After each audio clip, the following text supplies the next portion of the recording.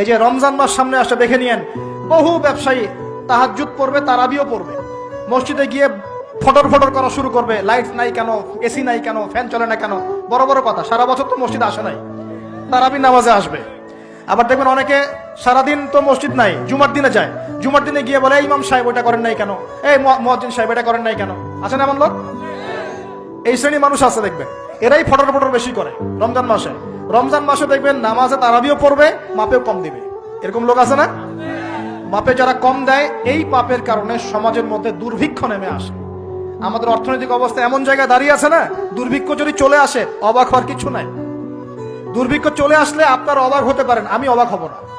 এমন একটা জায়গায় দাঁড়িয়ে আছে, এমন একটা জায়গায় দাঁড়িয়ে। এবং রমজান, এই রমজান মাসে এমনি তো দ্রব্যের দাম বেড়ে যায়, এবার যার কি হবে আল্লাহ ভালো জানে।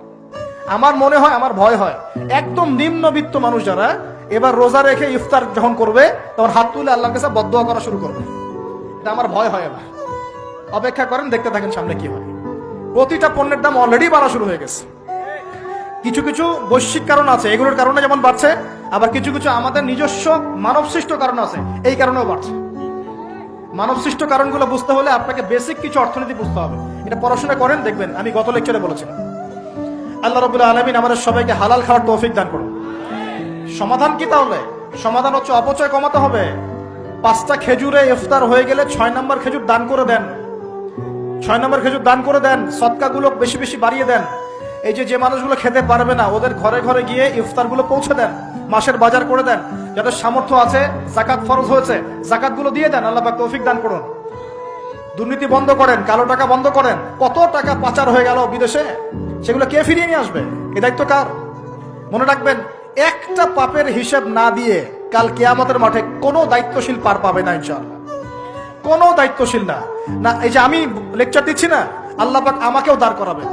দাঁড় করায় বলবেন, তোমাকে আমি দিনের যে জ্ঞান দিয়েছিলাম সেই জ্ঞানের হক তুমি আদায় করেছো কিনা হিসেব দেওয়া।